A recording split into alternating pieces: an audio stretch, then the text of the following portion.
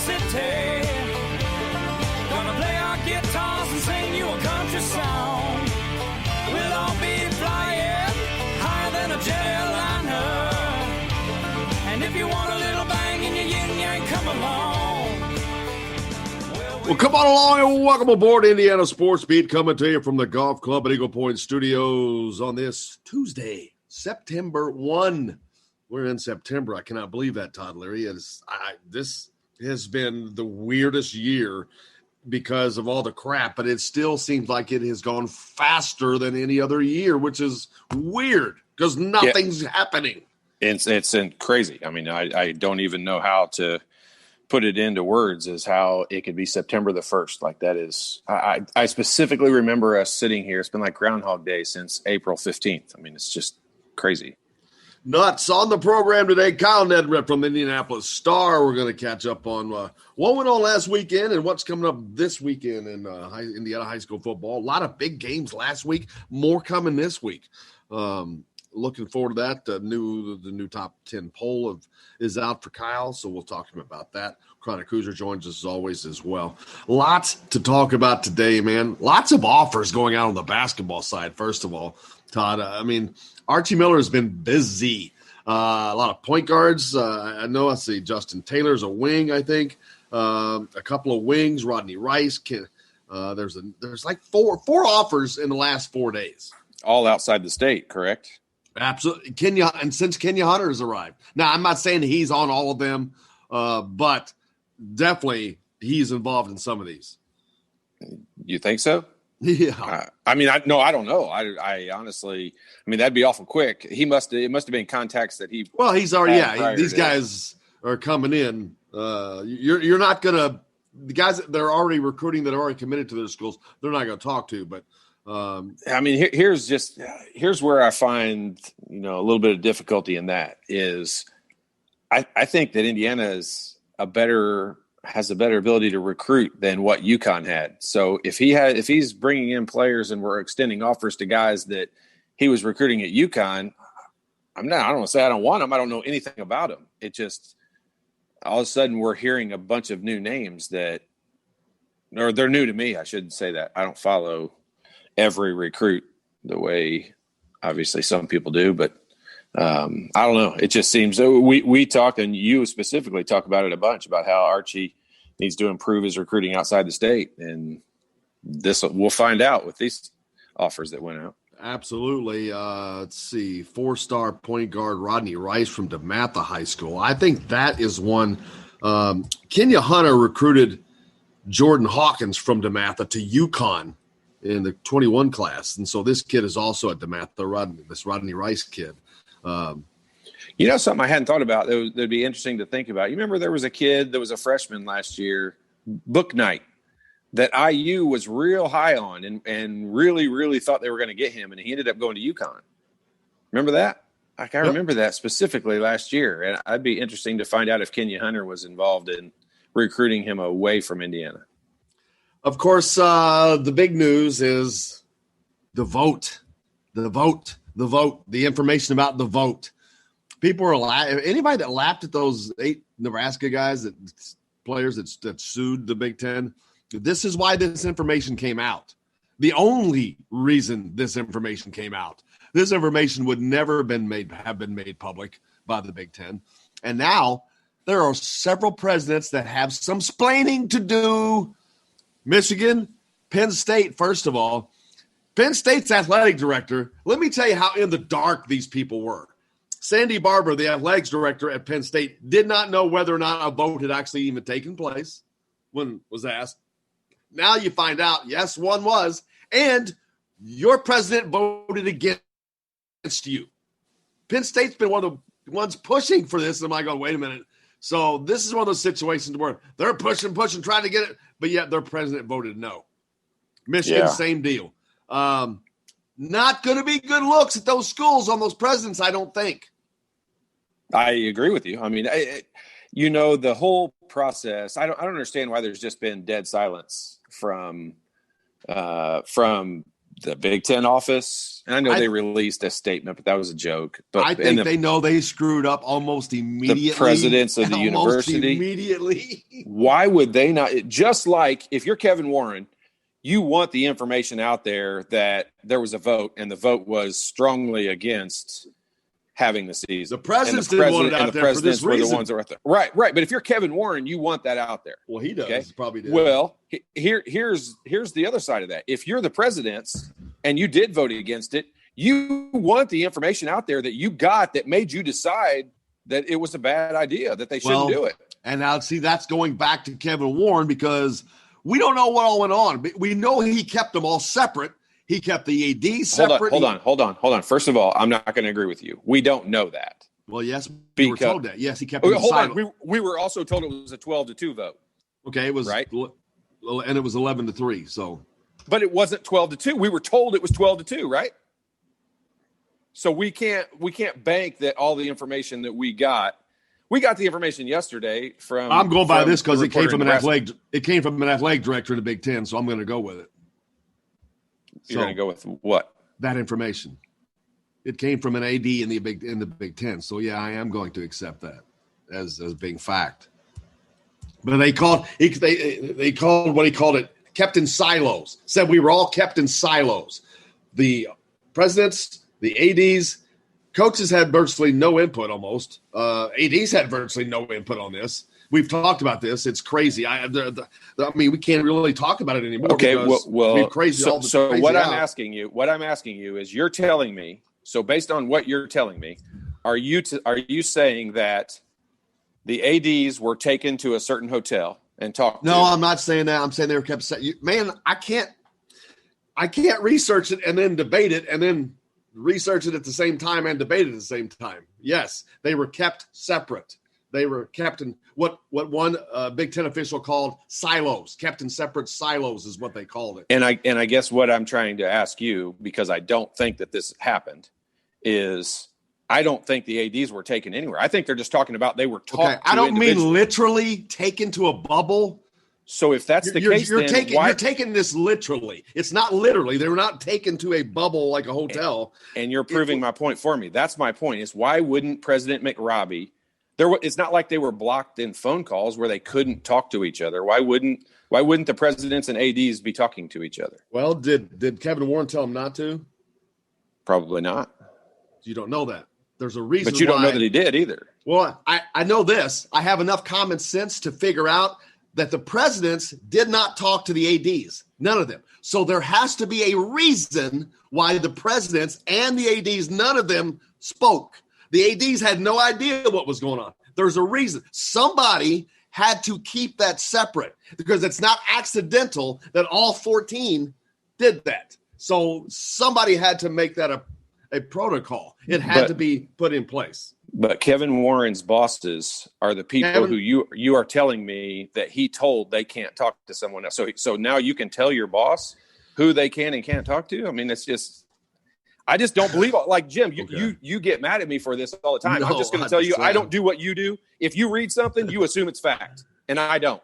No, it depends on who it comes from. I know who – I've been in this business a long time. I know who has accurate information. I know that if someone is saying something, they're not making this up, that they're getting this from somewhere. I know that these people have credibility. So that's what I know is what to follow. I don't guess at this stuff. I understand that. I don't believe everything I read. That's ludicrous. I know what to believe because I know who's what, in my opinion. There's exactly right. In your opinion, you don't need to get mad at me because I have a different opinion than you. I'm just telling you, I don't believe everything I read. The guy got on here from Detroit and told us it was a 12-2 vote, and that's inaccurate information. That's not true. It wasn't a 12-2 vote. It was 11-3. So what? If it's not what he said it was, then his information was not accurate. Would you agree with that statement? Well, that means someone at the Big Ten lied to him. Yes. So his information was not accurate. That's my entire point. It's the only thing I want.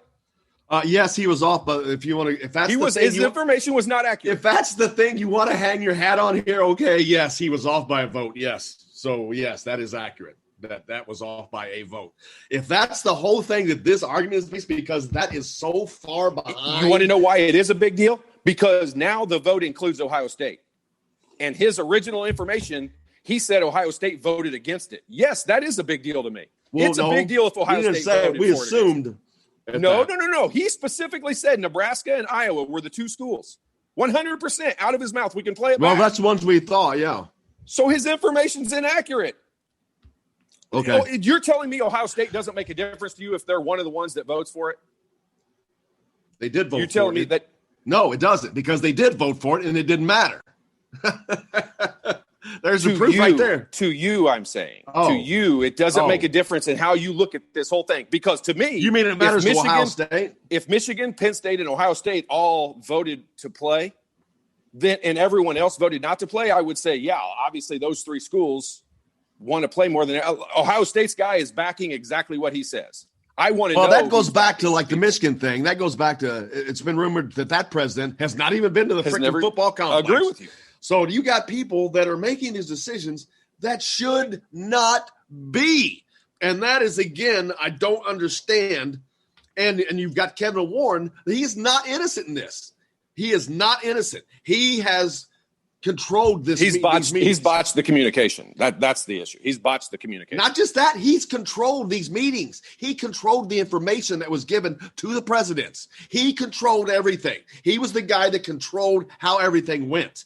So he's not innocent in this. Everybody thinks that because he didn't act unilaterally, well, but he still somewhat did, because he kept people separate. He did not allow the coaches and the ADs to be involved on this. And it's crazy. And I think I don't know how he goes forward, to be honest with you, because he's lost the trust of 14 Big Ten head coaches in football. He's lost the trust of 14 ADs who everything you're saying right now, I do agree with. He's lost all that trust. And millions of fans. Millions of Big Ten fans. For sure. But three presidents. Here's where I go back to trying to figure out, the information doesn't make any sense. So therefore, I'm not just going to rush to judgment and assume everything that we're hearing is right. Because when you look at, like, Kevin Warren, life is a lot easier if they play football. For the life of me, it doesn't make any sense to understand why he would work to make sure it didn't happen. But he sure seems that seems to appear to be what happened here, though, because he spearheaded, he guided everything. But I don't. That's the part of it I don't agree with. Well, you know what? It's up to him. If he would talk about this and explain what happened. Totally, that's all you got to go back to and say every time. You're exactly right. When you don't, there's always a reason why. There's usually a reason why. I've said this from day one. Whether he comes out of this and looks like a genius because everyone should have canceled, or whether he looks like he made a very, very poor, bad rush to judgment decision when he did cancel, no matter which of those outcomes end up happening, he looks bad in this scenario because of the lack of communication. I don't think genius is ever going to be a phase of this, because they could have always canceled. So there's no, and now as more and more testing comes out, making it easier and easier, it's looking worse and worse. I just saw a new test that can get results in 15 minutes. So of course they're going to continue with evolution and medicine on this. And so, we got to take a break. We're just beating a dead horse, really. Yeah, I know. Same old junk. It fires you up. I mean, it's a bad situation. I'll be honest with you. I was so mad last night once I realized the vote. Once I realized McRobbie. I haven't even got to talk about McRobbie yet.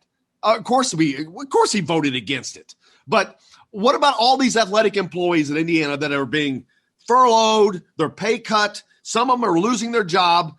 McRobbie hasn't taken a pay cut, and he's part of the reason this happened. Hell, he should retire now and just go. Don't wait. Just go. He probably thinks he's doing the university a favor by giving them time to find somebody. He's been the savior. All the money he's taken out of from the Big Ten Network for his pet projects. You think they couldn't use that money now? Probably could. Fired up this morning. Fired up. We got a lot more coming up. We'll get off the subject. Kyle Neddenriep is going to join us. We'll talk about some high school. Calm us down a little bit. Calmer than you are. I'm calm, dude. Calmer than you are. We're back with more on Indiana Sports Beat, coming to you from the Golf Club at Eagle Point Studios right after this. Hello, everybody. Jim Coyle from Indiana Sports Beat. When I'm not covering the Hoosiers, you can find me at Bubba's 33 in Clarksville, located on the northeast corner of I-65 at Veterans Parkway. Bubba's 33 has hand-tossed pizzas, bold burgers, and ice-cold beer from a select list of local craft brewers. An incredible food selection, all made fresh daily. Whether you're meeting the team for that post-win meal in the family dining area or meeting friends for happy hour to watch the game on one of Bubba's 50 TVs, Bubba's 33 in Clarksville. Pizza, burgers, beer. We all want a winning smile for those championship photos, and that's exactly what you will get at Reynolds Family Dentistry in Sellersburg. Reynolds Family Dentistry has been serving the dental needs of Hoosier families for over 30 years. Let Doctors Roger and Jay Reynolds take care of your family. Just off of I-65 at 809 South Indiana Avenue in Sellersburg. Call 812-246-3368. That's Reynolds Family Dentistry, 812-246-3368.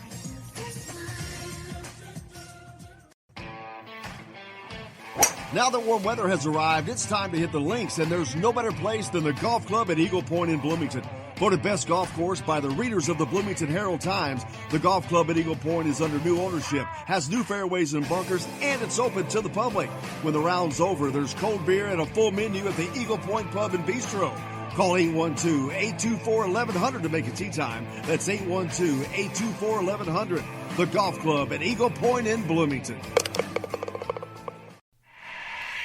This is Jim Coyle from Indiana Sports Beat with Coyle and Leary. Indiana Sports Beat is now a part of the Rivals Network. You can go to thehoosier.com to sign up. It's free. Catch the show there each day live or at your convenience. You can also like or follow us on Facebook, follow the show's rebroadcast anywhere you podcast. If we're not on a radio station where you live, we should be. Let your local station know they need to carry Indiana Sports Beat with Coyle and Leary, or simply go to thehoosier.com. Some of the best sounds you'll ever hear are generic, safe, effective, even money-saving, just like FDA-approved generic drugs. Even if they don't come in the exact same color or shape as their brand name equivalents, they have the same key ingredients and go through a rigorous review process. Talk to your doctor or pharmacist today and visit fda.gov/generic drugs. Generics are safe, effective, and can save you money. You'll like the sound of that. Today's guest is brought to you by Bubba's 33 in Clarksville, with hand-tossed pizzas, bold burgers, and ice-cold beer. Pizza, burgers, beer. Bubba's 33 in Clarksville.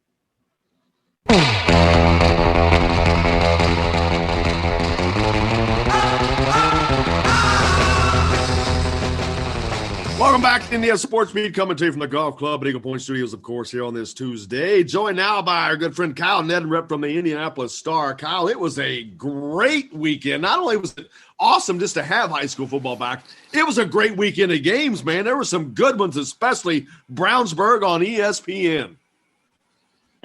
Yeah, it was really a fun fourth quarter and overtime, and, I was, thinking I was going to be writing a story about how Brownsburg kind of lost their opportunities throughout that game, because a lot of drives deep in Phoenix territory that didn't produce points, and I felt like they were going to be kicking themselves for kind of missing those chances. But sure enough, they made good in the fourth quarter. Luke Lacey was phenomenal, really good basketball player too, but his performance on Saturday had to help his football recruitment drastically.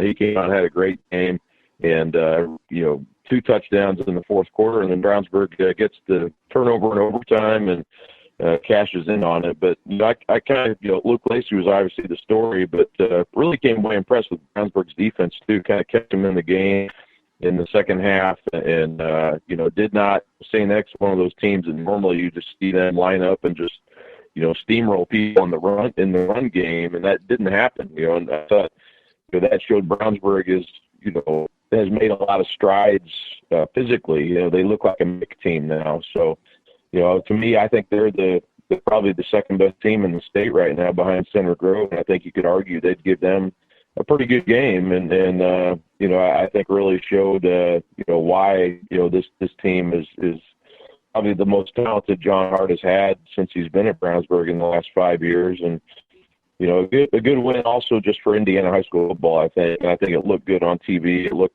it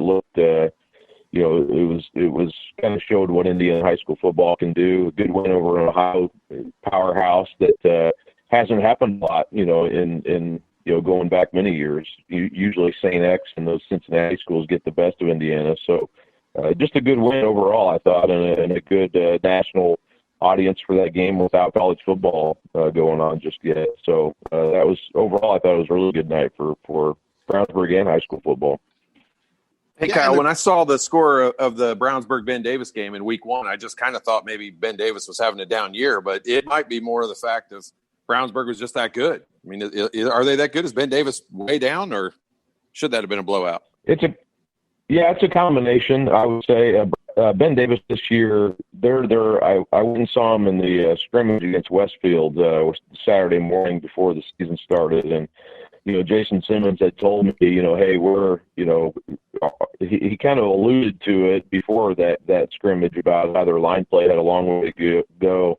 I think they were hurt by, the break as well, not getting kids in the weight room like they normally would because of the COVID situation. And I know it's everywhere, but he thought especially that hurt their linemen.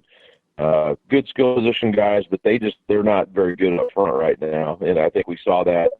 Avon whipped them pretty good in week 2 as well. So it's sort of a rebuilding year. It's a program that anytime, like you said, Todd, I mean, they lose, when you see a score like that, it kind of pops off the page because it's Ben Davis.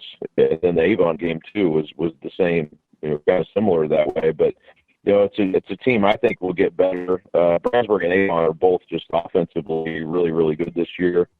And I think, Brownsburg, I think, is ahead of Avon as far as, defense, especially with the seniors that they have on defense. So we'll find out here in a couple of weeks when they play each other. But, I think it's a combination of the two. Ben is just not very good up front right now, and I kind of have a long way to go on that side of the ball as far as, offense and defense on the lines. But Brownsburg is really good. They're veteran. Their skill position guys are excellent. And, I think this year they kind of have the defense that's not going to give up a lot of points like it has in the past. So, I think it's a combination of the two. Probably has a little bit more to do with, I think, Brownsburg is really good this year too.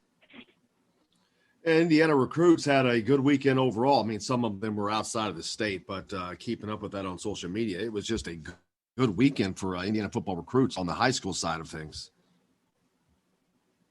Yeah, it's a good opportunity. Like I said, I mean, it's a good chance for high school football to kind of grab the spotlight, and I watched some high school football earlier in the day on Saturday. The Deion Sanders' son was playing against a team from Tennessee, and it was just kind of a cool weekend. And normally that is the case. They give high school football some run on ESPN here the last decade or so, but. It especially pops out when college isn't playing yet, and won't be for a while, for the most part, if at all, this fall. So, I think there'll be some more opportunities like that, and I think from a perspective of talking to Brownsburg's athletic director Saturday night, his concern is hey, we got to make sure it looks right, socially distancing. And I was sitting up above. I sat.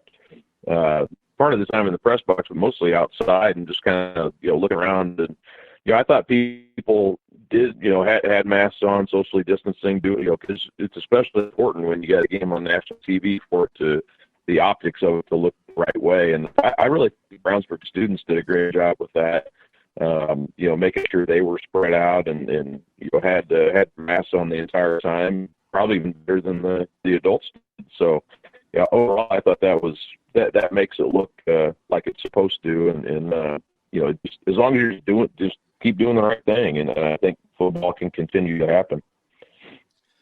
Talking about those Cincinnati schools, I know Todd thinks we're a bunch of hillbillies, but my Highlanders, Floyd Central, cracking into your top 10 this week. They're number 7 in the AP, I think, but they travel to Cincinnati. This must be a COVID makeup game, but because they're taking on Cincinnati Elder, the Fighting Peyton Manzies, this Friday night. So that should be an incredible game. Floyd Central's opened up. I think they've outscored their first two opponents like 86-7. Yeah, those Cincinnati schools will humble you most of the time real quick. So that'll be interesting to see how that goes. I know Cathedral, in the past, they've gone over there and played Elder and St. X and Moeller and, all the really good Cincinnati programs, and I think it does. In Indiana, it doesn't hurt you, to lose those games anyway, and it's sort of an exhibition season probably this year more than any year, and we see some kind of different matchups because of the COVID situation. Mooresville, probably one of the better teams in 4A, definitely top 10, if not higher in 4A. They went up and played Leo. They had a game canceled against Danville because Danville had a COVID situation. So all of a sudden they're headed on the bus to Leo, and playing a really good opponent. Two of the better teams in 4A. They get a victory up there. So it does. And even last night I saw Todd Golden was out at Attica. They were playing Riverton Park in a Monday night makeup game because they had Riverton had to get their practices in, so they couldn't play till Monday. And just some odd situation. A high school football game on a Monday is not normally what you see, and then some of these matchups that we see are totally different than we might see otherwise. So that's some unique things happening this year. The template is busted a little bit because of all this, but it creates some interesting kind of side stories as well. Kyle, coming up this weekend, more games. I just mentioned Floyd Central traveling to Cincinnati to take on Elder. I think, like I said, that must have been a COVID makeup kind of a game, a scheduling deal. And what are some of the other big games that are coming up this weekend? Yeah, well, one of the bigger ones, I'm going to cover Roncalli-Chittard, which is always a good rivalry game. It's Roncalli has new coach John Rodenberg this year, and talking about Cincinnati, he used to coach at Cincinnati Moeller for years, and then 2 years at Lawrence Central, and now over at Roncalli. And Chittard is a team that they were so dominant last year, won Class 3A state, and it wasn't even close. They pretty much destroyed everybody. Lost a lot from that team, though, and that should be a really good game on Friday night. And then Carmel and Center Grove play at Center Grove on Friday, the Copper Kettle game. That's always a big one in the state. Carmel will they're going to drop in the rankings a little bit after they lost to Cathedral on Friday night pretty handily. Cathedral's a team, and they're rolling right now. But that'll be a good challenge for Center Grove. I covered Center Grove last week. Taven Jackson and that offense, they struggled a little bit. Carson Steele on the ground couldn't quite get it going like he normally does against Warren, but that defense is so good with Caden Curry and Austin Booker up front, and they won that game 20-0 over Warren. But that'll be a good challenge. I think Carmel will have some more offense than Warren did. So curious to see how that game turns out. And then probably one of the more interesting things I think too will be North Central playing Warren Central, and Warren has beat North Central 32 consecutive times going back to 1999. So, that'll be a chance for North Central to end that long losing streak. And I would probably favor them to win that game, having seen Warren's offense, and they're really young. So, a long 21 years of losing and a chance for North Central to end that streak. So those are some of the good ones. You talk about IU recruits, Donovan McCulley and Lawrence North. They play at Lawrence Central, their rival, on Friday. LC a little bit down, and Lawrence North has really been rolling on offense. So I expect McCulley and Omar Cooper and those guys to win on Friday, and that's a team to watch. I think Lawrence North's going to be, probably this could be their best team in about 15 years when all's said and done. And they have to play probably a little bit better defense than I saw them play in week one, but that offense can score with anybody. Man, it's going to be another busy weekend for you as well out there bopping around. And we appreciate you always coming on, man. We're looking forward to it. It's the one thing that's keeping us sane right now, and we got some good games to watch. So looking forward to it. Absolutely. Thanks for having me on, guys. You betcha. Kyle Neddenriep, the Indianapolis Star, joining us here to talk about Indiana high school football. As it is back underway. And did you catch it? Do you follow football at all, high school football? I know because Will plays basketball, but do you stay? I do. A little bit. The Fighting Larrys are doing pretty good this year, apparently. Yeah. I mean, he said the best team in 15 years. This is probably the best team since like 1989. They generally struggle a little bit on the football field, but this team with the quarterback like that tells you what kind of leader he is. He's able to just kind of change the whole program. So it's a big deal. We've seen Archie Miller be pretty busy right now lately with the offers heading out. IU football coaches can reach out to 2020 prospects now as well. So probably be seeing some of that going on. Masai Troutman, was it Troutman? Another one of the wings offered by Archie yesterday. It follows Rodney Rice. Like I said, you get so many offers this week. Justin Taylor, Rodney Rice, Masai Troutman, and then the first one, I forgot who that was. It was so long ago. It was like 4 or 5 days ago. Justin. Yeah, it seems like so long ago. Yeah. It's been 4 or 5 days ago. I still have not seen that stupid second putt this weekend. I had somebody else ask me yesterday about it. Did you not see that one? I'm like, no. I already felt stupid enough not getting to see that one. But Twice as long as the first one is insane. I cannot wait. It's fun week this week with golf, and they have a Labor Day finish on Monday, so they don't start the first round until Friday, which it's usually Thursday, Friday. Have they ever done Sunday. that before? Yeah, they've done it several times. See, that I like that because you get to Monday, you really don't really have anything to do. It makes for a short week on both ends. Oh no, it's not. Oh, yeah, absolutely. But as far as the TV programming, usually they do everything on Sunday. And you're like, but wait a minute, there's nothing left to watch, and I'm off today. But yeah, I'm glad to see him doing that. That'd be cool, dude. I keep thinking we got so much sports coming up. Do you realize this is Derby week? Yeah. Derby week. The only reason I do is because it advertised the whole time during the BMW Championship last week. So NBC has been sponsoring the heck out of that thing. Yeah, Friday I'll get Caleb Keller, IU grad and TVG host, will be on with us. Actually, I've known him since he was a kid. I know his entire family, but it just blows my mind. That's what he does now. He's a host on TVG. Talking about, you'd love it, betting horses all the time. It's a job you need, man. I'll bet you Joe Smith knows who he is. You know what? That's a good question. Good question. But yeah, he'll be on Friday. We'll talk about Derby.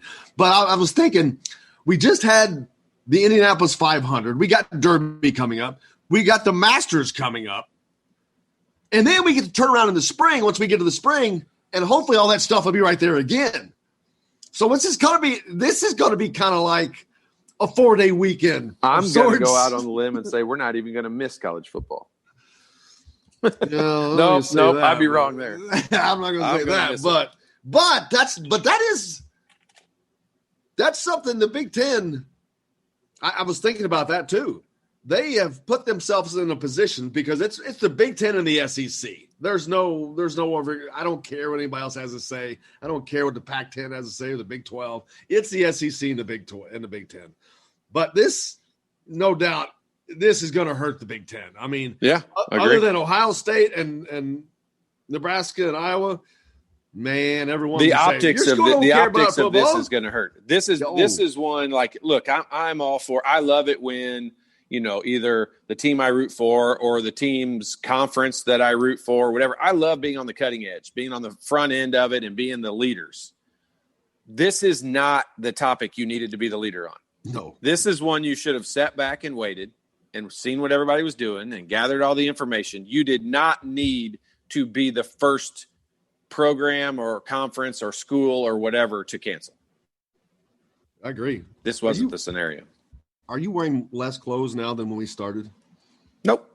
Oh, same old. I was like, I don't care. I was just wondering. I'm like, well, we got 20 minutes. Well, I would left care if I was you. Since we got the only thing I care about is because I know we got 20 minutes left, and it kept going to that direction. It was going to get a little scary. Bad deal. No, this is not strip broadcasting today. Yeah. So, I missed the college football opener. Was this past weekend, by the way? What? Central Arkansas, and I think they played Austin Peay over the weekend. Last weekend. We missed the kickoff. You could have told me that was on, and I still wouldn't have seen it. Oh, I wouldn't have watched it. But the funny thing is, Central Arkansas did all their COVID testing after the game, and they had a whopping 0 positive tests. So they got that going for them. Something to think about, and we've not talked about it at all, which is I guess, why it kind of intrigues me, is how come we're not talking about the NFL? I mean, the NFL is getting ready to start in what, because they're doing what they're saying they're going to do. They're going forward. There's nothing to talk about yet, but But I mean, that's what I mean. Like, how in the world are they okay? I mean, they're not quarantining. They're not bubbling. So neither are the Pop Warner teams in Ohio. Neither is my daughter's soccer team. Neither is anybody else. I don't know. I don't get it. Yeah, it's bad. Now, the on the basketball side, we're going to go to a break real quick, and we'll talk about this when we come back. But on the basketball side, it is definitely more and more likely that they're going to go to a bubble of some sort for this, which they should, but they only didn't to begin with. For football is because they did for optics. They didn't want it to appear that football or athletes were not the same as student athletes. What a joke. It's such a crap joke because they're worried about the optics of paying players and all this. And that's what all that came down to, why they didn't bubble them. Well, right now, when you look at it, you see IU just quarantined. I'm quoting air quotes, another 6 schools or 6 fraternities. Yeah. So what, if you read that's like 9. I think that's like 9 total. No, it's 14. There was 8 originally. There's 6 more. There's 14 total. Holy but crap. if you read what it says, this is not coming from the school. This is coming from the Monroe County Health Department. Sent out that if you have either been to a party at one of these 14 fraternities or you live in one of these 14 fraternities, you have to leave the campus and go home for 10 days. That's funny. I'm like, what? That's not called a quarantine. That's a suspension. And at least it shows that they're taking it serious. But again, are you telling me football players are less safe than these clowns? Well, are you telling me football players and everybody else haven't been at any of those parties? Well, that's a good. Maybe a lot of these guys are being good. Some of them aren't. But we got to let's continue when we come back. We had a break. Well, we're going to continue that discussion when we come back. You're listening to Indiana Sports Beat, coming to you from the Golf Club at Eagle Point Studios. Back with more right after this. Hello, everybody. Jim Coyle from Indiana Sports Beat. When I'm not covering the Hoosiers, you can find me at Bubba's 33 in Clarksville, located on the northeast corner of I-65 at Veterans Parkway. Bubba's 33 has hand-tossed pizzas, bold burgers, and ice-cold beer from a select list of local craft brewers. An incredible food selection, all made fresh daily. Whether you're meeting the team for that post-win meal in the family dining area or meeting friends for happy hour to watch the game on one of Bubba's 50 TVs. Bubba's 33 in Clarksville. Pizza, burgers, beer. We all want a winning smile for those championship photos, and that's exactly what you will get at Reynolds Family Dentistry in Sellersburg. Reynolds Family Dentistry has been serving the dental needs of Hoosier families for over 30 years. Let Doctors Roger and Jay Reynolds take care of your family. Just off of I-65 at 809 South Indiana Avenue in Sellersburg. Call 812-246-3368. That's Reynolds Family Dentistry, 812-246-3368.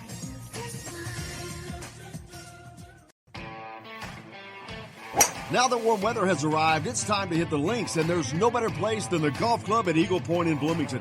Voted best golf course by the readers of the Bloomington Herald-Times, the Golf Club at Eagle Point is under new ownership, has new fairways and bunkers, and it's open to the public. When the round's over, there's cold beer and a full menu at the Eagle Point Pub and Bistro. Call 812-824-1100 to make a tee time. That's 812-824-1100. The Golf Club at Eagle Point in Bloomington.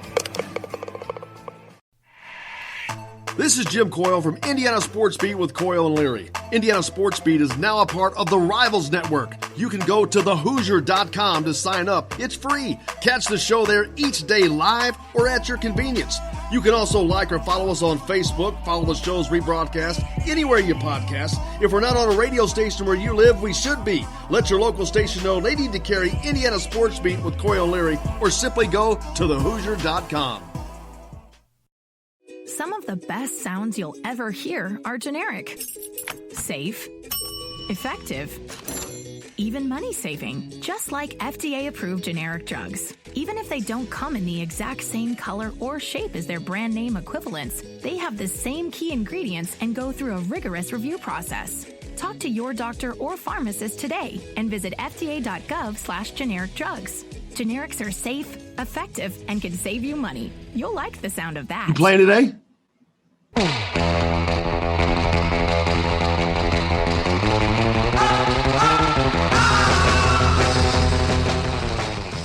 Welcome back to Indiana Sports Beat, coming to you from the Golf Club at Eagle Point Studios on this Tuesday. It's September 1st. Man, oh man. Was that from Gilligan's Island? No. The last time I heard it, it was on Pulp Fiction, maybe. Was it? Yeah. What's it called? Wipeout? I swear this was something like that on Gilligan's Island. No. What? Gilligan's I used to love Gilligan's Island. Days you'd stay home from school, watch Gilligan's Island, man. That was I'm laughing about it. It's a stupid episode where they got the gigantic spider in the cave. And that spider looks so horribly fake. It does nowadays. At the time, I didn't think it looked that fake. Oh, my God. It was so now funny. When you watch it, it's funny because I tried to get my kids to watch an episode of Gilligan's Island. It's the dumbest show in the history of shows now. Awful. But I didn't think that when I was. Oh, it's the same 10. thing. My gosh. I mean, I'm dating myself, but it's the same thing. You were in Indianapolis and I was in Southern Indiana. We had different TVs, but there was just all kinds of things that you'd watch every day when you come home from school. But that was definitely one of them, man. Gilligan's Island. And that was so funny because that was a show that you didn't realize. You didn't know what a rerun. I didn't know what a rerun was back then. You know, I didn't know the show had been off the air for so long, but right. Yeah, and that's just one of those. It was only on the air for like 4 years, period, and it's still in our consciousness. It's amazing, funny. I loved it. I don't know why, but I did. Every day. I watched it all the time, man. Oh, Ultraman, Speed Racer. You know who's going to chime in on this? Tim. I'll bet Tim has some. Well, he should because he odd would have TV seen shows. the same. He would have seen the same ones that I did. This kind of useless information is what Tim's good at. He always picks on me. I can pick on him occasionally. What were we talking about before we left? I forgot. We were talking about the kids getting quarantined. Oh, the battle in the bubble. Battle in the bubble is. I say that because the NCAA has trademarked battle in the bubble. So that goes along with the road to the Final Four and Final Four. What? And all that. Yes, they have trademarked battle in the bubble. So don't be surprised if the next season's NCAA tournament it's straight up. Does that make anybody else mad? Like excuse my language. It pisses me off that they would be spending their time worried about making money over a trademark name or phrase versus let's figure out how to make this stuff happen. I don't know. Whatever. I don't care that much. And it is definitely for marketing purposes. Yeah, of course it is. There's no other reason to trademark something. Oh, it's been they're open about it. But yeah, but more importantly, I guess now we're talking about bubbles. They're going to bubbles. And again, I said it before the break, the only reason they didn't do this with football, they're afraid of the optics that it makes athletes look different than regular students at universities. Okay, you pulled the wool over our eyes. We don't know that they're different. I was like, come on, guys. It's so dumb. The things that the NCAA does out of optics is so ridiculous. Probably could have salvaged the season even with the idiotic decision-making going on in the Big Ten. But doesn't matter for basketball, or at least, and it may not just be for basketball, but that's the sport that we care about. Let's be honest.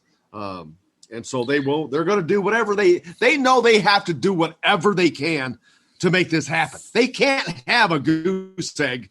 Kevin Warren's on thin ice right now as it is. He knows they cannot. And the presidents, these 11 presidents. Well, I mean, you're a president of university. If I'm understanding this correctly, like the Big Ten commissioner is hired by the president / chancellor / whatever of the universities. Is that somewhat accurate? Basically.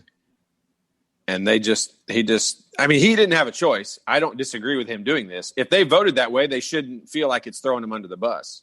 But they all just got information leaked that's not going to make – like President McRobbie, it's not like he's all of a sudden going to have to answer these questions at Indiana because he's not going to answer the questions. He just looks bad. It just makes him look bad. It's not like he's going to be on the hot seat or anything because nobody is – he's not going to put himself in a position to answer the questions anyway. Nope. He's never answered questions about the Big Ten network money that he siphoned off for all. You want to know projects. Why? You want to know why? Because he doesn't have to. Yep. Exactly. Because he can. Yeah. Because he can. And it is the truth. And it's sad, but someone should be holding him and these other people accountable. For sure. I want an answer to the question I asked. Are you going to take a freaking pay cut, McRobbie? You have Right. cost people jobs. You have cost people money. You have cost millions of dollars of income to families. He is a direct responsibility for this. He's one of 11 people that are directly impacted. This city, this town, the people that live here.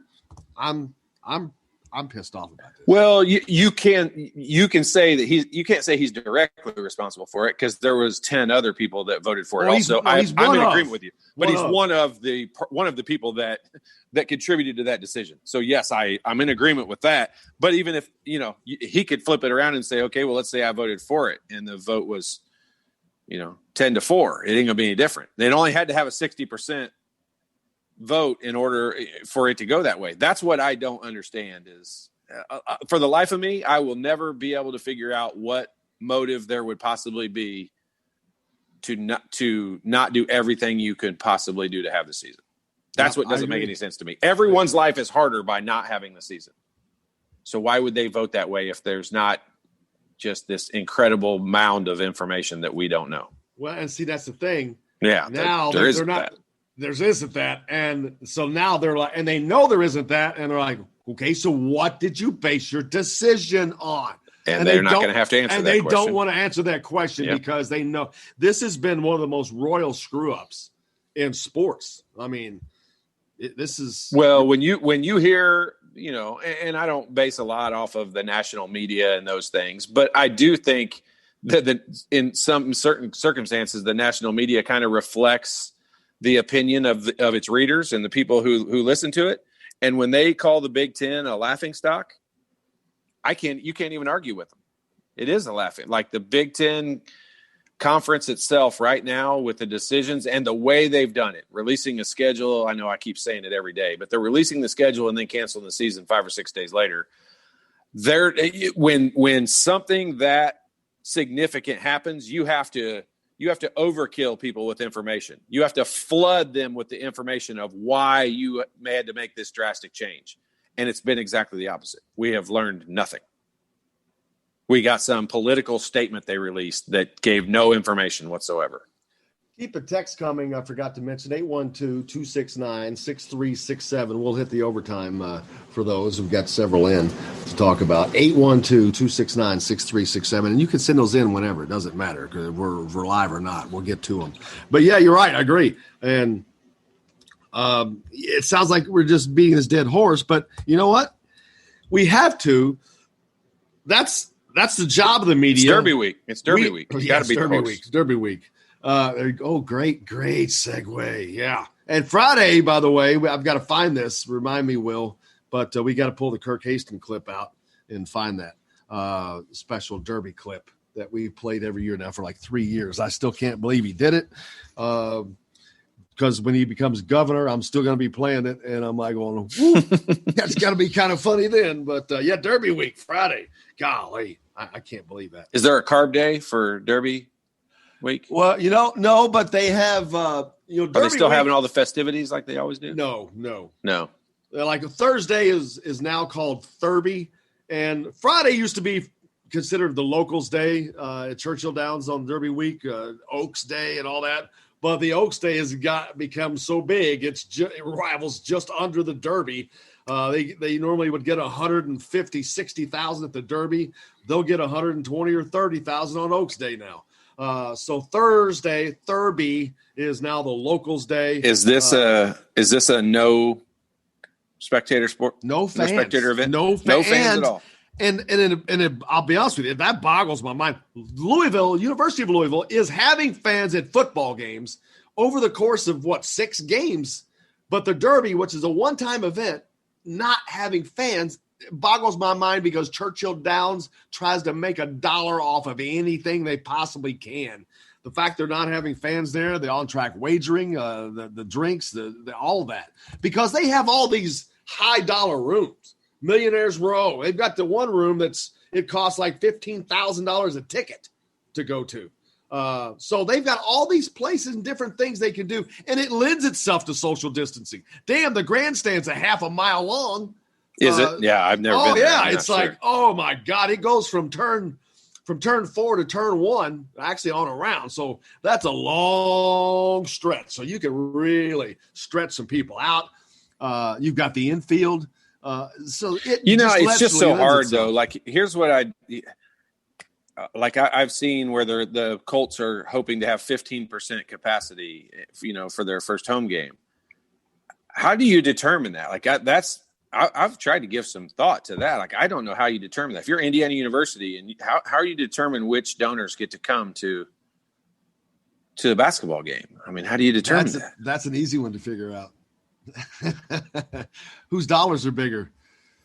Yeah, I hear you. It's just that's something else I want to talk about, though. I'm glad you brought that up. This goes back to, and I hate to get back on that subject, but this goes back to the Kevin Warren, to these chancellors, presidents, and especially like Michigan, Penn State, these big time donors. These guys are giving freaking 7-figure donations, millions of dollars. You think they're going to stand idly by while some clown president that has not even been to their facilities votes that they don't have football? I promise you, there are going to be some big time donors that are going to be highly upset, because these guys are big sports fans. I mean, big time sports fans. And that's who they answer to. The presidents answer to those guys. I know not officially, it's to the board of directors and whatnot, but the truth of the matter is the money people make the world go round. Yeah, I mean, that is probably one of the most difficult things that ADs and heads of varsity clubs, I know they're not called the varsity club everywhere, but whatever the big donor groups at each institution have, that's probably the biggest hurdle that they have. One, trying to figure out, who, if we are going to have a limited number of fans, who's going to get to come, and how much donation money are we going to lose? Going around trying to figure out if X schools give X number, or X people give X number of dollars every year, are they going to be able to do that this year? It's just, that's got to be the hardest job in the world. Yeah, there's just a lot to it. There's too many moving parts to that. Can you imagine being Scott Dolson? Just coming onto the job in your first couple of months. Oh my gosh! This is what hey, you know what? Imagine what year 2, 3, 4, and 5 are going to be. They're going to be pretty darn easy. They're going to be cakewalks compared to what he's dealing right now. And the sad thing is, and I know there are people that I know that I will see, that I see all the time at the basketball games when you go there and all that aren't going to be there. And that's the sad thing, is that this, sure. And that's what I get. That's why I'm so freaking angry at McRobbie. One of the reasons, because of all the things it has caused, of all the people this has hurt, of all the families this has hurt. And knowing that that's the case, because it is the case. I mean, it's true. The whole town in general, we're not even, Indiana University is not even a huge, tailgate / making money school for their football program, but it still affects the entire town and so many different people. And that's why if you were in his position and had to make that decision, I'm not even saying the decision is wrong, but if that's the decision that you were willing to put your vote in on, I would be releasing the information that made me vote that way, so that people could at least understand why I would do that, not just because I saw 10 other people doing it. Yeah, when Sean Callahan was on with us Monday from Husker Online, Rivals Nebraska, he talked about Lincoln. You've got a Marriott, one of the strongest hotel chains in the on the planet, that will probably close. They said that it may not even reopen. Been closed since March, may not reopen. There's Graduate. There's one of the original Graduate hotels is in Lincoln. That's right. And Lincoln is a town, to me, it's all based on the university. Smaller than Bloomington, not as close to a city like Indianapolis.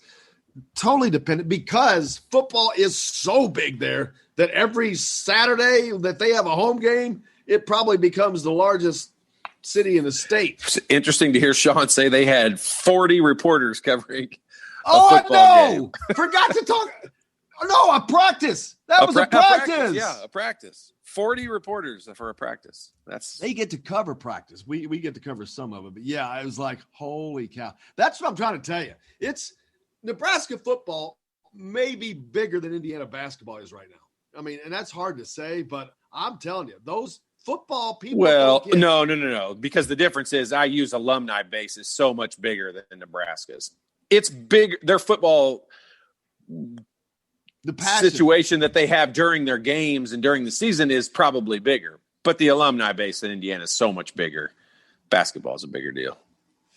It's pretty big, both of them. It's been a great show. Hey, we're going to hit the overtime period today for some text questions that came into the show, so we'll do that. And again, you can do that at any time. Send those in, 812-269-6367. We'll get to them the following day. I want to thank Kyle Neddenriep from the Indianapolis Star, as always, for joining us. Looking forward to talking to him next week, see what happens this weekend in those games. Man, I wish I could go to Cincinnati and see that Floyd Central Elder game. That should be fun. But there's a lot of other games, so we'll be covering those. Make sure you go to thehoosier.com for complete coverage of Indiana and athletics and the recruiting battle that continues as Archie Miller's handing out offers. Expect to see some on the football side as well. We'll be back tomorrow with a full show, but stay tuned. The overtime period is coming up next here on Indiana Sports Beat. Thanks a lot for joining us on the program. If you're listening on the radio, and we'll see you tomorrow. I will hope you go out and do something nice for somebody. Wear your mask. Always do something nice for somebody. But until tomorrow, for Todd, I'm Jim Coyle. I'll see you on the radio.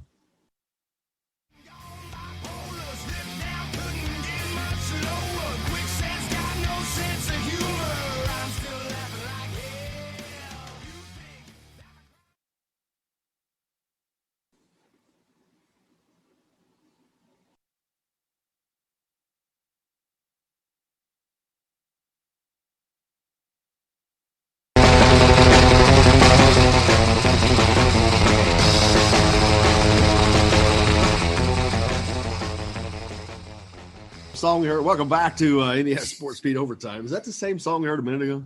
Mm-hmm. Gilligan's Island song? Yeah. Well, welcome back to the overtime. We got some text messages coming in. I hope everybody's having a good day. Let's see. Tim's got a couple of them here.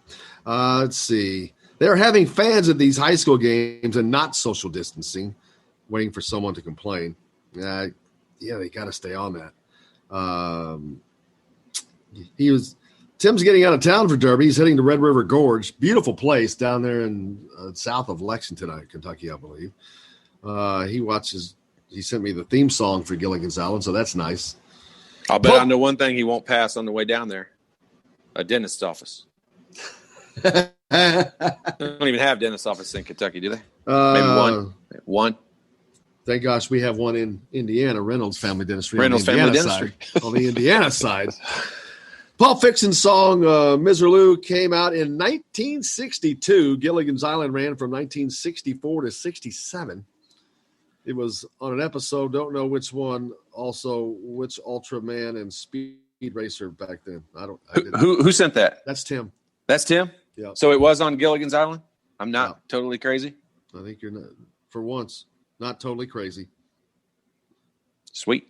Alan says no fans is more to do with the threats by protesters and rioters in regards to Derby. However, there are still using COVID as the scapegoat. Yeah, Louisville is under a warning by one of these BLM groups that they are going to burn the city during Derby. Really? It's been horrible down there. It's not been Portland, Oregon bad, which is a joke that they've allowed that to go on for 3 months. But there's a threat that one of the BLM activist crazy groups is going to cause havoc, wreak havoc, protesting, in their words, burn the city down. But so they've got that going for them, which is not nice. I mean, why are they picking the Derby? Just because it's in Louisville? Highest profile event, baby. Most eyes get the attention.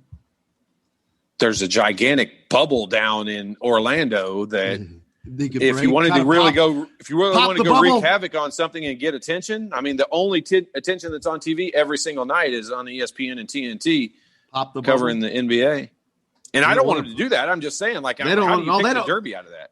Because I'm sure they see the Derby as a white elitist. Here's something like you're this way. Believe me, I'm the same way about a lot of different events from the region of where I'm from. But you think the Derby's a lot bigger deal than what people outside of Southern Indiana and Northern Kentucky think it is. Like it's one of those things that I occasionally remember that it's on, and then I'll flip it on and watch it. But if I by chance missed it, it's not really a big deal. It's cool to watch. I love watching it when it's on, and I'm not trying to downplay it. I'm just saying, like, it's definitely it means because more to you're certain from people. that area. It's a much bigger deal to you. Well, probably, but it's still it's a major sporting event. Not to everybody. Not everybody is into that. I get that, because this is like anything. There are some other big events that people aren't into. World Cup doesn't matter. It could be NBA Finals. Sure. Who knows? Sure. But yeah, it is a major sporting event though, and it's a 2-day, all-day national TV broadcast. NBC on that. Who's the athlete in that? The horse or the jockey? Oh, definitely the horse. Definitely the horse. I mean, Secretariat still, golly, I love.